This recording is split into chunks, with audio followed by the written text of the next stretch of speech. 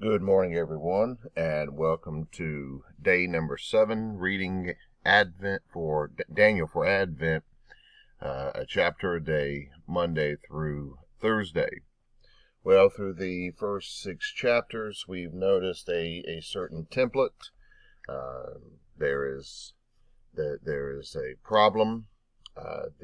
Whether it be Daniel or his companions take a certain stand. Which is going to, at least in a very subtle way, resist the empire of Babylon and then Persia. God's people are vindicated. There is a echo in each chapter, a celebration and acknowledgement of God from Nebuchadnezzar and from Darius, the Persian king. And so, excuse me, with that, we transition into the second half of the book. And as we go into the second half of the book, the personality of Daniel's writings change here. It goes into a series of visions, what we call apocalyptic visions. And so this is what we call apocalyptic literature. That is the genre. I'm sure that many of you are at least familiar with the concept of apocalypse. It's not merely something it's referring to the end of time, the last things. Really, the better way of looking at it, the superior concept, is looking at the culmination rather than the end. And so here's a good tip for you if you enjoy reading the Bible and you read it on your own. You face a lot of apocalyptic literature through a variety of Old Testament prophets and even in different portions of the New Testament. And the key to reading it, because there's so many nuances that frankly, we do not know. We can speculate on a great many of these various characteristics. But what the most helpful thing is to keep the big picture. What's the big idea in all of this? Because if we can at least know the big idea, then the details become less pertinent. And I'll show you what I mean. Context assists in everything, certainly Bible reading. And so what's been the big deal thus far? Well, that has been there are these empires, these heavyweights, as it were, and here are the small people of God, and when the empire thinks that it's elevated to some sovereign, God has to show that he's in charge. So that's the big idea in Daniel thus far, and I think that's the big idea of much of this apocalyptic section. Okay, so this chapter 7 is divided into 3 parts. With the first 8 verses, it begins talking about the sea. And so it's in the time of Belshazzar, so we had the first section which narrates through Nebuchadnezzar to Belshazzar to Darius, and then this section goes back in time as it starts talking about Daniel's visions, these night visions. And first there was a great sea. Ancient times, the sea was dreadfully fearful, very unstable. And it also represented the vast, chaotic elements of the world. Here, the sea mentioned is referring to all the chaotic nations under godly rule, that were not under godly rule, excuse me. And so verse 3, there's 4 large beasts that come up from the sea. So the first one was a lion with eagle's wings, and its wings were pulled off, and it was lifted from the ground and was given 2 feet, like a human being. And then there's the second beast, like a bear with 3 ribs in its teeth. And we can, and there's many who do speculate on each of these details. Or what are the 3 ribs within the bear, and so on. I'm not certain that we can figure that out. The best of scholarship cannot agree on these things. And so remember, we're going to keep our eye on the big picture, the bird's eye view. Then there was this leopard with wings on its back, and then a 4th beast, which was, the worst. And then there was this that had these horns, and all of this that was happening. A lot of this is imagery that comes out of the ancient Near East, very, very prominent and relevant in Babylon historically. And what's happening is that it's nations, empires, kingdoms that are rising out of the sea of nations. So then it goes into the second part of the prophetic oracle. And this is where we start to form the big picture. It looks similar to chapter number 2. I'll draw that parallel in a few moments. So while I was watching, he says in verse 9, and all of this sea of wild beasts, which represent empires, thrones were set up, and the Ancient of Days took his seat. His attire was white like snow.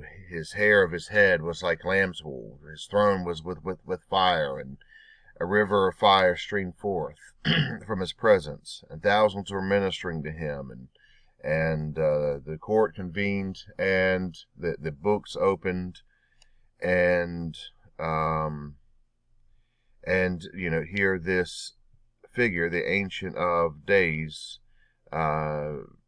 begins to remove the authority of these various beasts, the 4 beasts that had been mentioned. And then the oracle goes, I was watching with the night visions, the clouds of the sky. One like a son of man was approaching. He went up to the Ancient of Days and was given authority, honor, and sovereignty. All peoples, nations, languages, groups were serving him. His authority was eternal, will not pass away. His kingdom will not be destroyed. Okay. So this is very similar to chapter number 2, that image of that Nebuchadnezzar dream, the head and shoulders of gold, and chest and arms of silver, belly of bronze, legs of iron, and the toes with the iron mingled with clay. Remember, in that dream, a stone came, knocked out the statue, and grew into a mountain, which would be God's everlasting kingdom. So here is the empires represented by these interesting beasts, but then the attention turns to the Ancient of Days. We call that God, and then the Son of Man, who's given authority. So the idea here is that that again, as we've seen throughout Daniel's book, that God is the one who's in charge of all of this. When we view it that way, then these complex oracles make a lot more sense.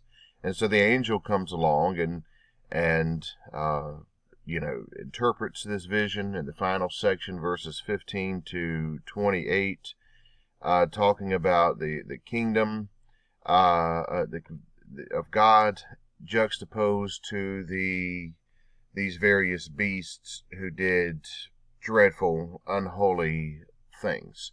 And, you can read all of this content for yourself. So there have been some modern interpreters who try to interpret this into modern nations. Some have said that the lion with eagle's wings was Great Britain, because they had a symbol for a lion and eagle's wings, where they colonized the United States, which had the symbol of a eagle, and that the bear was the Russian bear, and all of this. It's a very exciting kind of imagery. I'm not sure Daniel being in Babylon, 2,500 years ago, what was interested in the United States and former Soviet Union. I think what Daniel what was given was something for his time, and so that not for our time 2,500 years later. The idea is these people, these Hebrews, were in exile. The kingdoms, the world looked like they were having their way and would continue to look like they were having their way. But let's not forget, God wins. And it can be very challenging to keep that view because we get lost in the details. Just like when we get lost in the details of this chapter, we get stuck on trying to determine what do these horns mean. A lot of modern interpreters say it means the European Union. I don't think Daniel was interested in the European Union whatsoever. We get lost in the details. So the idea is we keep the big picture that God wins, that God moves the pages of time, and God settles down the empires. God is in control. And so interestingly, this concept, the Ancient of Days and then the Son of Man, is widely used in the New Testament, in the prophetic writings and Revelation.